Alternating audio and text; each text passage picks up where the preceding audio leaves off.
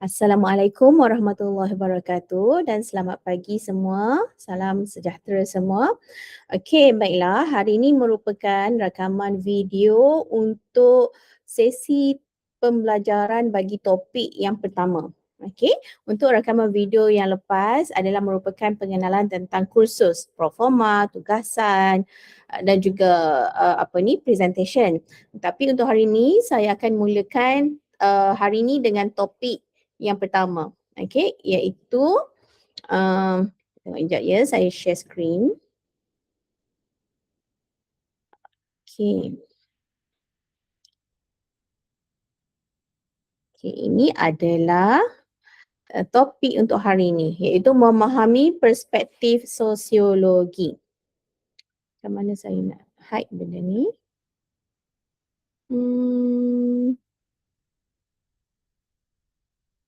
Ya.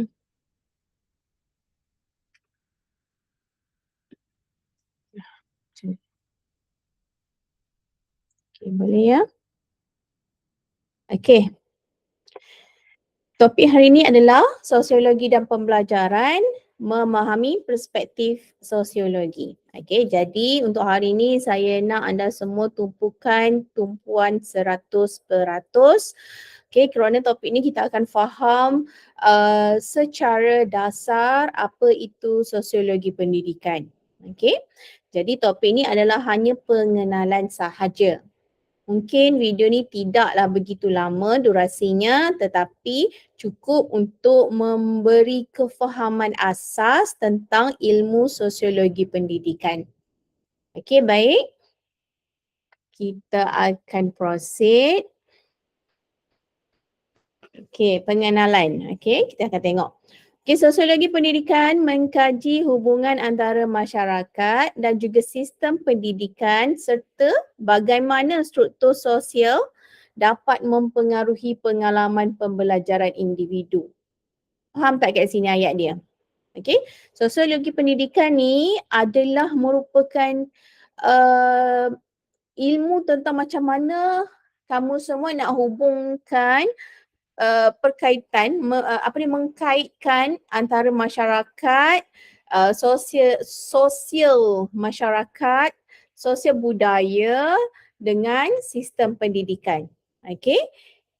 Dan dalam kuliah ini kita akan meneliti perspektif sosiologi utama untuk membentuk pemahaman kita tentang pendidikan, termasuk bagaimana masyarakat yang melalui institusi seperti keluarga, agama dan juga politik dapat memainkan peranan penting dalam membentuk matlamat dan juga amalan pendidikan. Okey, dalam topik ni kita akan tengoklah macam mana institusi keluarga, macam mana institusi sekolah, politik dapat memberi kesan kepada kita punya pendidikan, sistem pendidikan. Asas ni penting bagi bakal pendidik untuk mengaplikasikan pemikiran sosiologi secara kritis dalam konteks pendidikan Malaysia yang unik dan pelbagai. Sebab kita tahu Malaysia ni ada macam-macam bangsa. Betul tak?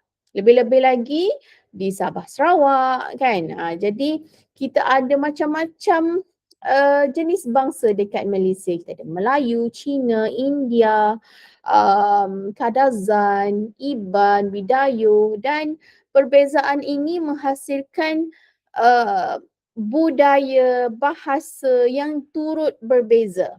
Perbezaan adalah unik. Okey, jangan menjadikan perbezaan ini satu masalah, tetapi kita menganggap perbezaan ini adalah kita punya specialty, kita punya keunikan. Okey, jadi kita akan tengok kita punya keunikan ni macam mana dapat memberi kesan yang positif atau mungkin ada kesan dari segi negatif kepada dunia pendidikan. Okey, jadi secara asasnya kamu sebagai bakal pendidik, bakal guru ataupun pensyarah kena ada pemikiran yang kritis. Okey, kritis. Macam mana dalam sebuah kelas tu ada 30 orang pelajar, macam mana kita dapat kenal pelajar kita dengan betul. Okay, kita ada fast learner student, kita ada slow learner student, kita ada pelajar yang tidak mampu bercakap bahasa Melayu dengan fasih, kita ada pelajar yang tidak faham bahasa Inggeris, macam-macam kita ada masalah nanti. Jadi sebagai pendidik, macam mana kita nak mencari solusi ataupun menganggap ini adalah satu tugasan untuk kita menyelesaikan masalahan ini. Okay? Jadi kita akan ada pemikiran yang kreatif dan juga kritis tentang ilmu sosiologi. Okay? Okay, sosiologi dan pembelajaran. Ini kita tengok dari segi gambaran secara menyeluruh. Okay, apa itu sosiologi pendidikan? Okay, definisi dan skop. Sosiologi adalah kajian sistematik tentang kehidupan sosial, kelompok manusia dan masyarakat. Sebab itulah kita punya tugasan, kamu semua kena menyelesaikan kajian lapangan. Kan? Jadi kajian lapangan tu adalah kajian yang sistematik. Dia tidak boleh you buat secara sembrono sahaja. Tak boleh buat secara tidak sistematik. Nanti kita akan tak nampak lah apa objektif you punya kajian, apa you punya result, siapa you punya sampel. Okay? Jadi kita kena melalui proses-proses yang sistematik untuk mengkaji kehidupan sosial masyarakat kita. Okay? Sosiologi pendidikan mengkaji bagaimana struktur sosial, institusi dan juga struktur dalam norma budaya juga yang membentuk pengalaman dan hasil pembelajaran. Okay, macam mana struktur sosial dalam sesebuah masyarakat? Contoh struktur sosial dalam masyarakat Melayu. Macam mana ia dapat bagi kesan terhadap pembelajaran anak-anak muda zaman sekarang. Okay, generasi Z ni dia dipengaruhi oleh sosial yang mana? Okay, kalau kita tengok generasi dulu dengan generasi sekarang amat berbeza ya. Cara belajar, cara tingkah laku, pergaulan amat berbeza. Okay, ini adalah sosiologi lah. Kita akan tengok secara menyeluruh apa yang beri kesan kepada perbezaan generasi-generasi. Contoh generasi milenial, dia ada perangai-perangai mereka tertentu. Dan generasi Z, dia ada perangai dan juga habit mereka tertentu. Apa yang mempengaruhi? Itulah kajian kita. Okay? Dan yang mempengaruhi ini akan mempengaruhi pembelajaran mereka juga. Sistem pendidikan turut berubah disebabkan kesan yang kita punya kesan terhadap tingkah laku mereka. Okay? Kalau dulu generasi X, generasi Y, milenial kan, cikgu menggunakan rotan dengan bebas. Bukanlah bebas suka hati mereka nak rotan, tapi bila pelajar salah, kita ada hak, kita sebagai guru ada hak untuk merotan pelajar. Dan pelajar akur menerima sahaja hukuman tersebut. Tetapi kalau kita tengok zaman sekarang berbeza. Okay? Jadi kita akan kaji kenapa, apa punca, macam mana kita punya struktur sosial ataupun ajaran ataupun dipengaruhi oleh apa berhasilnya sistem rotan yang tidak diwujudkan sekarang. Okay, kenapa? Kita cari punca. Alright? Okay, pendidikan dilihat sebagai proses sosial, bukan semata-mata proses kognitif individu. Kita tengok secara menyeluruh. Kita tak tengok orang. Kita tak tengok individu tersebut. Okay? Macam saya cakap lah, generasi Z. Okay, kenapa? Kita kaji in term of generasi Z tu. Kita tak tengok pada seseorang tersebut. Walaupun orang tu dalam generasi Z, tapi kita mengkaji secara menyeluruh. Okay? Proses sosial tu. Proses sosial adalah bergantung kepada kelompok-kelompok tertentu. Betul? Proses sosial tidak akan berlaku secara individu. Sebab sosial ni kita tahu dipengaruhi oleh kawan-kawan, dipengaruhi oleh keluarga, dipengaruhi oleh sekolah. Okay? Jadi kita tak tengok dari sudut kognitif individu. Okay? Kita tak tengok dia punya falsafah hidup ke apa ke, cuma kita tengok proses yang dia jalani. Okay? Okay, contoh yang kita boleh berikan, kita boleh kaitkan dengan keluarga. Okay, keluarga mempengaruhi nilai dan juga sikap pelajar.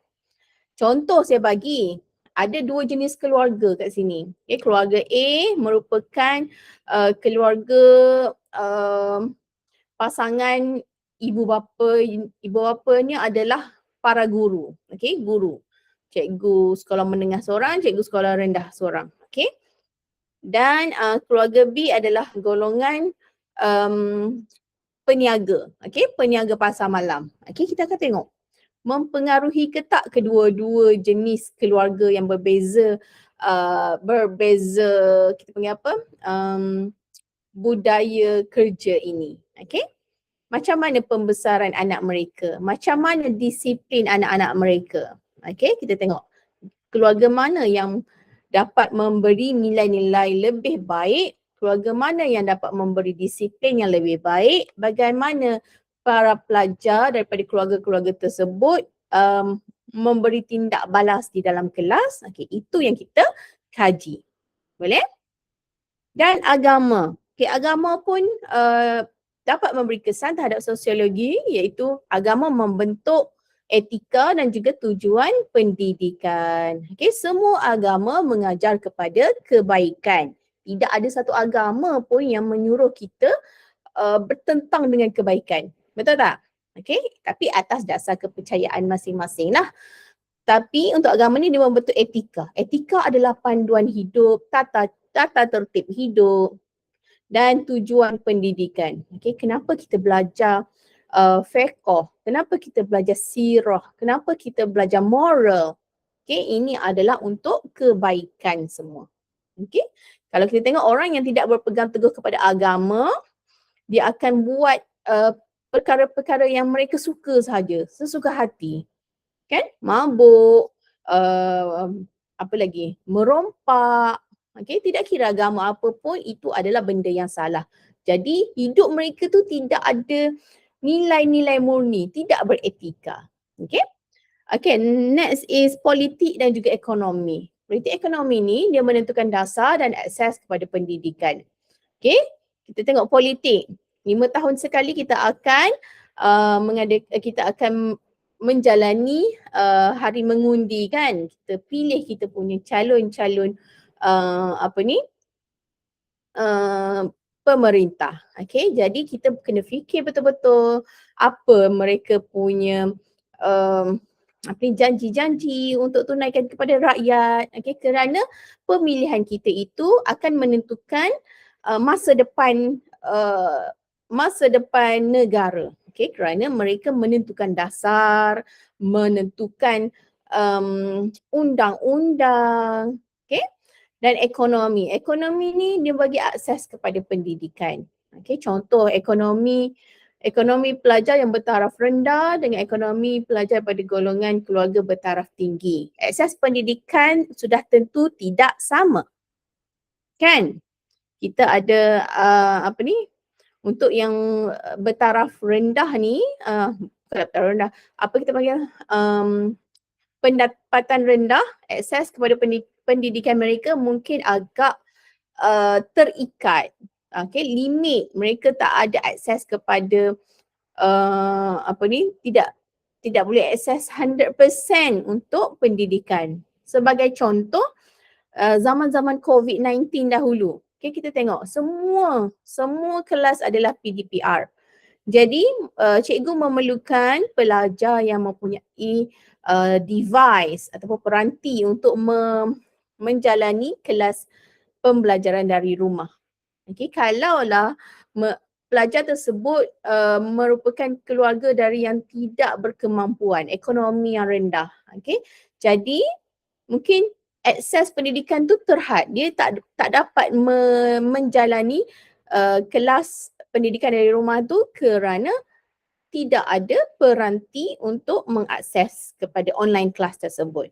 Okey, berbeza dengan pelajar yang pelajar yang datang daripada keluarga berekonomi tinggi. Okey, mungkin mereka mudah esok cikgu akan umumkan kelas PDPR akan berlangsung minggu depan. Mungkin hari ini juga keluarga mereka, ibu bapa terus pergi beli laptop, iPad, kerana kita tengok kemampuan dapat mempengaruhi pendidikan. Ekonomi dapat mempengaruhi akses kepada pendidikan. Pendidikan berfungsi menstabilkan masyarakat melalui sosialisasi nilai bersama. Ini ada daripada Durkheim 1965. Kita tengok lagi perspektif sosiologi terhadap pembelajaran. Apa perspektif sosiologi ni terhadap pembelajaran, terhadap pendidikan? Pembelajaran sebagai proses sosial. Bukan sekadar perolehan ilmu secara individu, tetapi pembinaan makna melalui interaksi sosial. Kita berinteraksi sosial, kita dapat membina makna, kita dapat membina pengalaman dengan seseorang. Dipengaruhi oleh perubahan sosial yang lebih luas seperti teknologi, komunikasi dan juga migrasi budaya. Pembelajaran ni kita tengok perubahan sosial dia bila mereka ada akses kepada teknologi-teknologi yang lebih canggih. Jadi taraf pendidikan tu lebih tinggi lah. Contoh kita tengok zaman sekarang zaman AI kan, artificial intelligence, kecerdasan buatan. Apa-apa you nak tahu, you just type sahaja. Jadi akses kepada pendidikan tu lebih tinggi, lebih cepat, lebih mudah. Kerana kemajuan teknologi. Komunikasi dan juga migrasi budaya. Komunikasi ni kalau you lebih berinteraksi, kalau you pandai dalam banyak bahasa, jadi perubahan sosial tu berlaku. You dapat berinteraksi. Contoh saya bagi contoh dalam satu kelas international school. Kita ada pelbagai pelajar dari pelbagai negara. Jadi tidak hanya bahasa Inggeris dan juga bahasa Melayu yang digunakan. Mungkin kita ada pembelajaran bahasa Arab, bahasa Perancis. Jadi pelajar individu yang bersekolah di international school ni, mereka dapat menguasai pelbagai bahasa. Jadi lebih mudah untuk mereka berinteraksi dengan sesiapa sahaja. Migrasi budaya. Migrasi budaya, contoh kita tengok pelajar-pelajar yang dari daripada negara lain, contoh dari mana? Indonesia, dari England. Dia bawa budaya mereka ke sini. Budaya mereka ke sini tu dia akan membawa perubahan sosial. Faham tak? Contohlah kita bagi anak-anak kita, adik-adik you all semualah.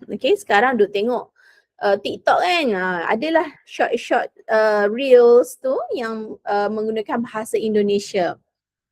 Jadi budak-budak sekarang, generasi alpha sekarang, dia lebih terdedah kepada bahasa Indonesia berbanding bahasa Malaysia ataupun bahasa Inggeris. Kadang-kadang anak saya di rumah, dia keluar bahasa-bahasa Indonesia dia.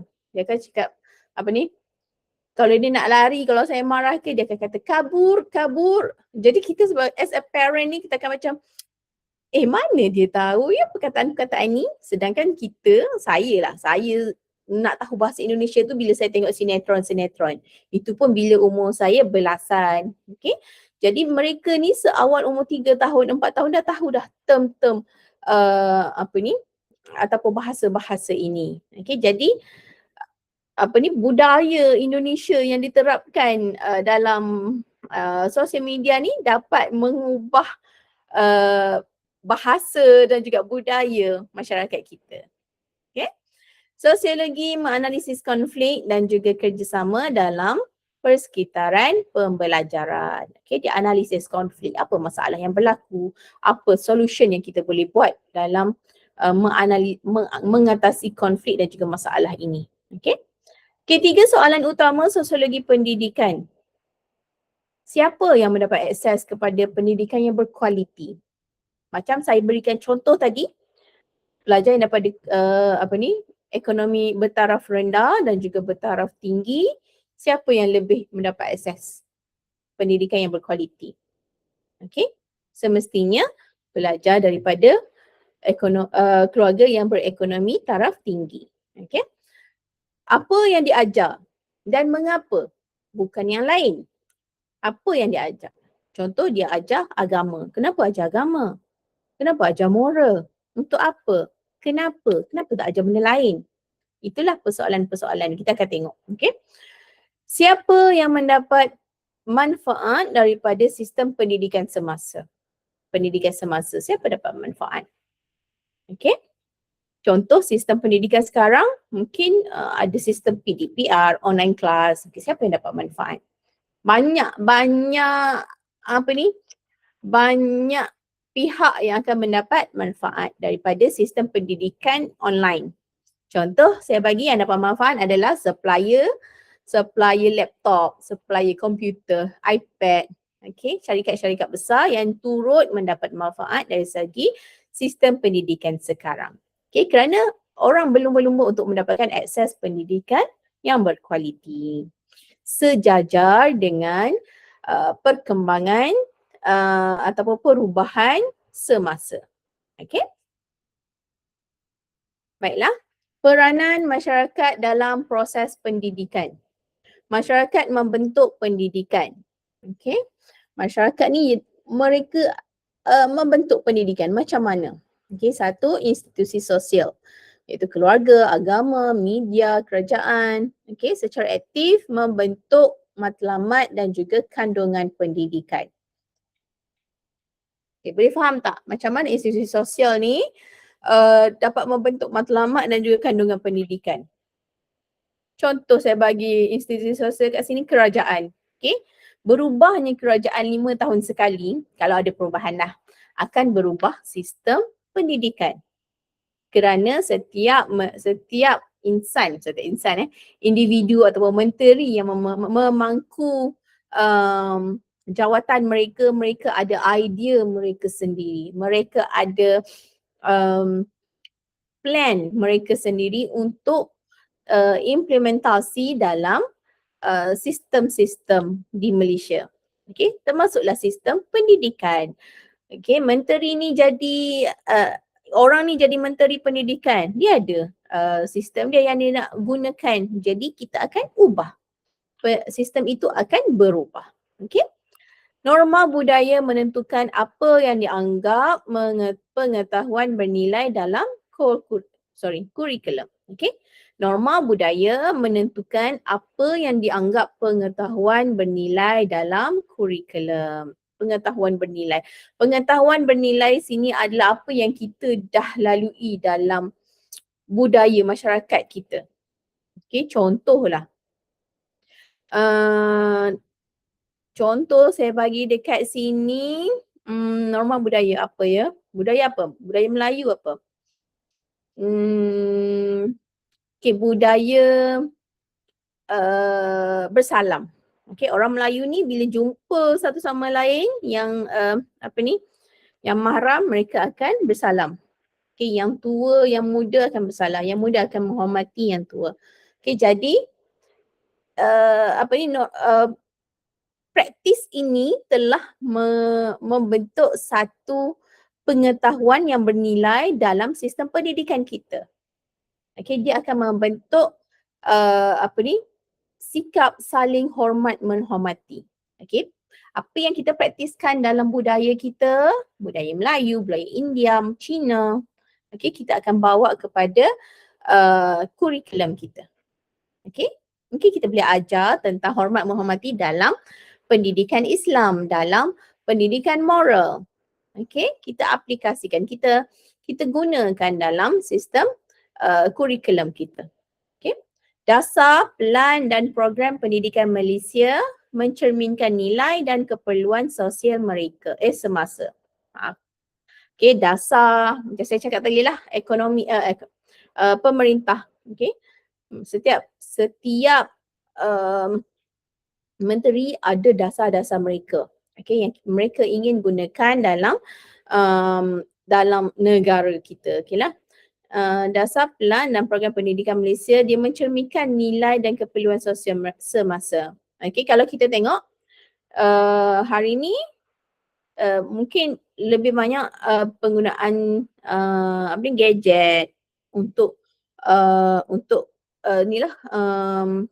panggil apa? Kelas PDPR kan. Okey, kalau ada kelas PDPR kita akan memerlukan lebih teknologi-teknologi canggih. Okey. Jadi ini akan membawa perubahan kepada dasar dan juga program pendidikan. Okey, sebab kita akan tengok ketetapan dasar, ketetapan plan, ketetapan program dan sistem ni adalah berdasarkan apa keperluan semasa masyarakat kita. Apa masyarakat kita perlukan. Okey. Pendidikan membentuk masyarakat. Okey, melalui sosialisasi nilai, perpaduan nasional, integriti dan juga semangat Malaysia.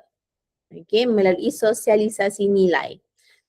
Apa ni nilai-nilai sosial yang kita gunakan dalam masyarakat kita ni, okey, dia akan membentuk semangat satu Malaysia kita. Okey, semangat Malaysia, semangat integriti. Okey. Melalui mobiliti sosial, pendidikan sebagai laluan ke kelas sosial yang lebih tinggi. Okey, pergerakan sosial kita dia akan bagi akses kepada kelas sosial lebih tinggi. Okey. Kita dapat bezakanlah sosial budaya yang mana yang terbaik. Okey. Melalui tenaga kerja memenuhi keperluan ekonomi negara. Okay, tenaga kerja. Macam-macam pekerjaan sekarang kan. Jadi ekonomi negara akan meningkat. Contohlah, individu yang buat dua kerja dalam satu masa. Bukan satu masa, dalam masa sehari. Contoh pagi mereka menjadi guru di sekolah. Malam mereka membuat perkhidmatan tuition. Jadi ekonomi mereka tu lebih tinggi. Bila ekonomi mereka tinggi, mereka akan membayar cukai kepada negara. Jadi ekonomi negara akan lebih stabil. Okey. Perspektif sosiologi. 3 kerangka utama. Kita tengok ya, apa 3 kerangka utama tentang perspektif sosiologi. Yang pertama adalah functionalisme, okey, ataupun kita panggil fungsi lah, kefungsian dia, kepenggunaan dia, okey, fungsi lah, okey. Okey, andaian asas masyarakat seperti organisma, iaitu setiap bahagian mempunyai fungsi-fungsi tertentu untuk membentuk keseluruhan. Faham tak? Okay, masyarakat ni dia macam organisma, dia macam setiap orang, setiap individu, setiap pihak mempunyai fungsi-fungsi mereka tertentu untuk menaik taraf kehidupan mereka, menaik taraf sistem pendidikan mereka. Okay. Pendidikan menyampaikan nilai, norma dan kemahiran yang diperlukan untuk penyertaan sosial individu ke dalam masyarakat. Okey, pendidikan menyampaikan nilai, norma dan kemahiran. Apa yang kita perlukan dalam masyarakat kita. Okey, aplikasi dalam pendidikan Malaysia. Okey, tengok apa yang kita apply kan dalam pendidikan di Malaysia ni. Contoh, mata pelajaran pendidikan moral dan pendidikan Islam. Ini adalah untuk sosialisasi nilai bersama. SPM ataupun STPM adalah untuk pemilihan dan pengagihan individu ke peranan sosial. Dalam peranan sosial ni kita menggunakan sistem meritokrasi. Okey, jadi kita akan tengoklah SPM. SPM ni bila mereka mendapat banyak A, peluang ataupun mereka ni dalam bidang sains kan, banyak A. Mereka mendapat banyak A, peluang mereka untuk menyambung pengajian ni lebih mudah, lebih cerah. Okey, kalau mereka ni nampaknya banyak A dalam bidang kemahiran, jadi mereka akan pergi ke aliran kemahiran. Okey. Sekolah kebangsaan membina perpaduan dalam masyarakat majmuk. Fungsi sekolah kebangsaan kat sini adalah untuk membentuk perpaduan. Kerana dalam sekolah kebangsaan tu kita dapat lihat ada macam-macam bangsa. Okey, jadi bangsa ni kita dapat bentuk. Kalau kita tengok masyarakat India, masyarakat Cina yang bersekolah di sekolah kebangsaan, majoriti mereka tidak kekok dan juga fasih dalam berbahasa Melayu kerana mereka telah dipupuk sejak dari bangku sekolah lagi. Okey, jadi perkara ni dapat memupuk semangat perpaduan dalam Malaysia. Okey, jadi kita tengok setiap benda yang ada, setiap individu yang ada ni mempunyai fungsi-fungsi tertentu dalam sistem pendidikan. Teori konflik. Okey. Keandaian asas tentang teori konflik, masyarakat dicirikan oleh persaingan antara kumpulan untuk sumber, kuasa dan status.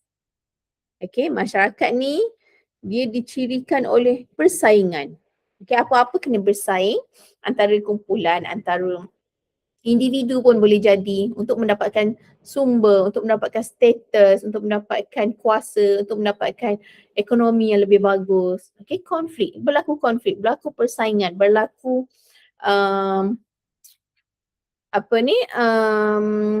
perlumbaan di situ. Okey. Pendidikan bukan neutral. Ia mencerminkan dan menghasilkan semula ketidaksamaan kelas, kaum dan gender, budaya. Budaya pula, gender adalah jantina. Maaf, okey. Okey, aplikasi yang kita tengok teori konflik di Malaysia ni, jurang pencapaian antara pelajar bandar, luar bandar. Okey, nampak tak jurang pencapaian ni? Jadi pelajar luar bandar, contohlah pelajar-pelajar dari Terengganu, luar bandar kan? Kalau ikutkan persepsi luar bandar ni akan tercicir jauh. Tapi Terengganu dapat membuktikan SPM mereka bertahun-tahun mereka berada di top 5. Kan? Jadi penglihatan jurang ni, jurang antara pelajar sekolah bandar dengan luar bandar ni dilihat sebagai satu persaingan yang sihat. Okey, pelajar luar bandar tidak akan melihat pelajar bandar ni terlalu hebat kerana mereka pun boleh menjadi hebat seperti pelajar di bandar. Okey. Ini adalah kita panggil persaingan yang sihat. Okey, akses tidak setara kepada sekolah berasrama penuh. Okay, ini pun konflik. Okey. Ada masalah-masalah tertentu pada pelajar-pelajar kita untuk sekolah berasrama. Okey. Kita tak sentuh pasal sekolah berasrama penuh. Kita tengok pada sekolah berasrama harian, sekolah harian yang mempunyai asrama. Okey. Mereka di sekolah ni mereka mempunyai syarat-syarat tertentu untuk duduk dalam asrama tersebut. Contoh, jarak. Okey, sekolah dengan rumah tidak boleh dekat. Tak boleh 5 kilometer ke bawah. Okey, barulah dapat duduk asrama. Jadi akses ni syarat ni tidak sama rata kepada pelajar. Okay, mungkin pelajar ni dia lebih memerlukan duduk di asrama berbanding pelajar-pelajar lain, tapi mereka tidak boleh duduk di asrama kerana syarat-syarat yang tertentu. Jadi ini merupakan konflik ketidakadilan bagi mereka. Itu adalah bagi mereka, tapi bagi sudut pihak sekolah ada alasan-alasan mereka tertentu. Okay, nampak tak? Ini adalah konflik. Macam mana kita nak tangani konflik ni? Kita kena fikirlah dari sudut positif, dari sudut negatif. Kenapa macam ni, kenapa macam tu. Sebab tu kita pentingnya sosiologi pendidikan untuk menjalankan kajian yang secara menyeluruh. Okay, bukan kita melihat kepada satu pihak sahaja. Kita kena melihat pihak yang lain juga. Okay. Okay, kemudian kita ada interaksionisme simbolik. Okay, interaksi. Okay, simbolik interaksi. Fokus kepada pengalaman individu dan interaksi harian dalam pendidikan. Okay, apa yang mereka berinteraksi hari-hari. You tengoklah you punya diri sendiri, apa yang you bercakap hari-hari. Apa yang keluar daripada mulut you hari-hari. Dengan siapa you berinteraksi setiap hari. Okay. Manusia bertindak berdasarkan makna yang mereka bina melalui interaksi sosial. Dalam sosial you, dalam kumpulan you, siapa yang ada dalam group you, dalam you punya circle. Okay, mungkin ada you lebih suka berkawan dengan pensyarah. Okay, jadi you terdedah kepada benda-benda yang dapat memberi you jalan untuk mempunyai masa depan yang lebih cerah. Kalau you punya circle tu adalah individu-individu yang tidak berapa cerah dalam masa depan. Contoh, kita ada mak rempit ataupun kaki gamers 24 jam. Okay, jadi you punya perbualan tu tidak ke arah benda yang baik lah. Okay, dia hanyalah untuk benda-benda yang tertentu sahaja. Okay. Okay, aplikasi dalam bilik darjah. Contoh, komunikasi antara komunikasi antara guru, pelajar dalam konteks pelbagai kaum dan bahasa. Perspektif guru terhadap pelajar B40 berbanding T20. Okay, apa perspektif mereka? Okay, jadi sebagai future educator, sebagai bakal guru, you need to know, you kena tahu, you kena kenal dengan semua pelajar you.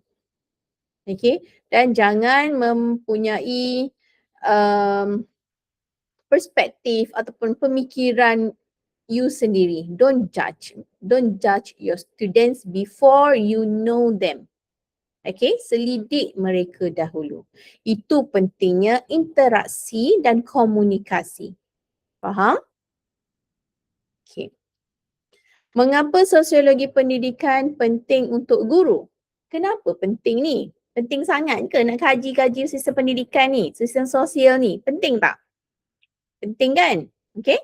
Yang pertama adalah untuk memahami bahawa kejayaan dan kegagalan pelajar bukan semata-mata masalah pelajar tersebut. Bukan semata-mata masalah you sahaja, guru. Sebaliknya adalah ada lagi faktor-faktor lain. Contoh faktor sosial, ekonomi, budaya, bahasa. Banyak faktor yang mempengaruhi kejayaan atau kegagalan seorang pelajar. Okay. Mengenali bias dan label yang mungkin tidak sedar kita kenakan kepada pelajar. Okay, ni sangatlah bahaya. Contoh, you ada pelajar dalam satu kelas tu, you tengok budak ni selalu je tak bawa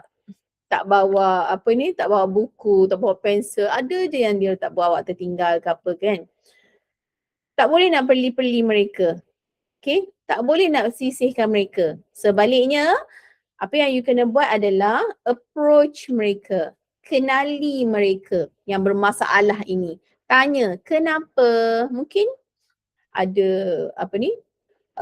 masalah ataupun konflik dari segi keluarga, ekonomi, kewangan. Okay? Jadi, dalam tak sedar, janganlah kita judge ataupun label mereka yang bukan-bukan. Okay? Masyarakat pengajaran, Merancang pengajaran yang sensitif kepada kepelbagaian latar belakang sosial pelajar. Okey, kita kena tengok dari sudut sensitivity. Lebih-lebih lagi kita di Malaysia ni, kita ada pelbagai kaum. Okey, sensitivity kaum ini.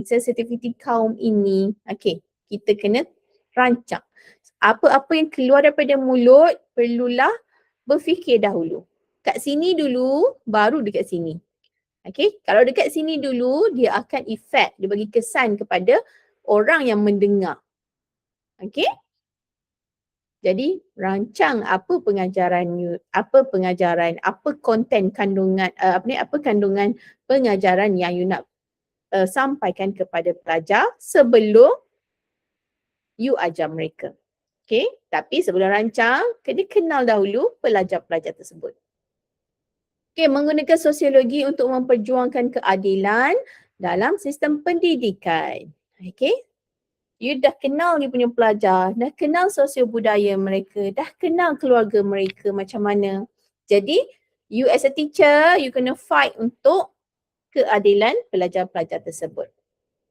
Okay, contohlah, majoriti dalam kelas you ni ada separuh daripada mereka tidak berkemampuan untuk menjalani PDPR kerana kekangan kewangan untuk membeli peranti-peranti.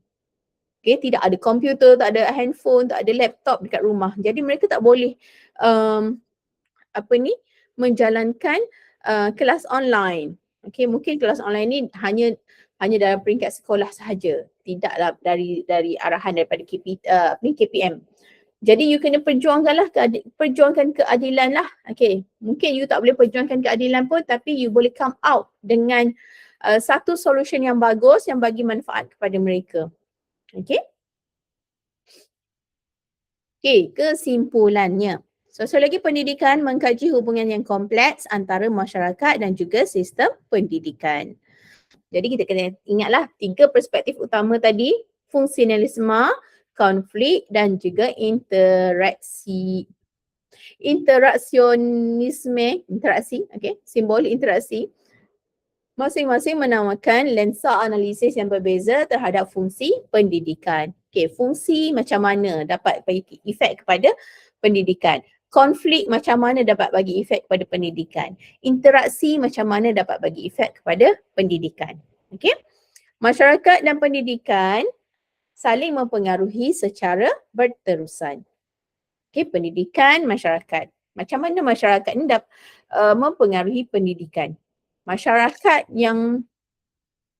Golongan masyarakat yang di kawasan bandar, macam mana bagi efek pada sistem pendidikan di sekolah. Masyarakat luar bandar, di pendalaman, macam mana bagi efek pada pendidikan. Okey, bakal pendidik perlu berfikiran seperti sosiologis untuk menjadi ejen perubahan yang berkesan. Okey, bakal pendidik ni siapa? Siapa bakal pendidik? You all lah kan. Jadi you kena ada satu pemikiran yang kritikal, yang bersifat sosiologis. Okay, macam orang sosiologis, dia fikir, dia tengok, dia perhatikan, dia apa lagi? Dia buat research sendiri, dia tanya orang tu, dia tanya orang ni, dia jadi spy. Okay, dia buat investigation mereka sendiri. Tapi investigation tu, research tu adalah bersistematik. Kenapa dia buat research? Bukan suka-suka tetapi untuk membawa perubahan, membawa solusi kepada masalah-masalah yang ada. Okay. Okay, itu sahaja untuk hari ini untuk bagi topik 1. Kejap ya. Jadi hari ini kita ada juga tugasan. Ini adalah tugasan mingguan untuk topik hari ini. Boleh baca tak? Besarkan. Oops. Besar sangat ni. Ya. Okey. Tugasan untuk hari ini bagi topik 1 minggu kedua adalah you kena tengok refleksi diri dan juga pendidikan. Maaf kalau saya bercakap mengarut sikit, puasa kan? Macam orang lain tak puasa. Okey. Arahan dia, tuliskan refleksi ringkas berdasarkan pengalaman anda sebagai pelajar dalam penulisan 200 patah perkataan. Ini lebih kurang 150 macam tu lah. Okay. Penulisan ni you drop in the comment section. Okay. Nyatakan satu pengalaman dalam sistem pendidikan yang memberi kesan kepada anda. Apa pengalaman yang bagi efek kepada you sampai sekarang? Okay. Sistem pendidikan yang you dah lalui selama ni lah. Di universiti ataupun di college, di apa lagi, sekolah rendah, sekolah menengah, apa yang bagi kesan yang mendalam kepada kamu. Tak mendalam pun, biasa-biasa je pun okey. Okay. Jelaskan faktor sosial yang mempengaruhi pengalaman tersebut. Apa yang mempengaruhi kepada kesan yang you dapat tu? Contoh, keluarga, guru, rakan atau latar belakang masyarakat. Okay, pada pandangan anda, apakah peranan pendidikan dalam pada pandangan anda, apakah peranan pendidikan dalam masyarakat? Okay, ni you bagi you punya reflection sendirilah. You punya opinion, pendapat. Okay, apa peranan pendidikan dalam masyarakat? Okay, menerusi apa yang you lihat sekarang. Boleh? Tulis jawapan ni dalam ruangan section di bawah. Ruangan komen di bawah. Di bawah ni bukan dalam YouTube ni tetapi di dalam My Guru. Portal My Guru. Boleh? Okay. Submission ni saya akan buka seminggu untuk minggu kedua dan penghantaran ni akan saya rekodkan sebagai kehadiran anda untuk topik yang pertama ini, minggu kedua. Sila tulis nama penuh dan juga kumpulan dan barulah you tulis you punya jawapan. Okay, pendek-pendek saja, tak payahlah panjang-panjang sangat. Okay, jadi okay, itu sahaja daripada saya untuk hari ini. Harap you all enjoy dan belajar sesuatu dalam bagi topik yang pertama ini. Okay, ini hanyalah pengenalan sahaja. Nanti kita akan belajar lebih detail dalam topik-topik yang dalam topik-topik yang lain. Boleh? Okay, kalau tak ada apa-apa lagi, kita jumpa minggu depan dan siapkan tugasan minggu kedua ini. Okay, terima kasih. Saya ucapkan Assalamualaikum warahmatullahi wabarakatuh.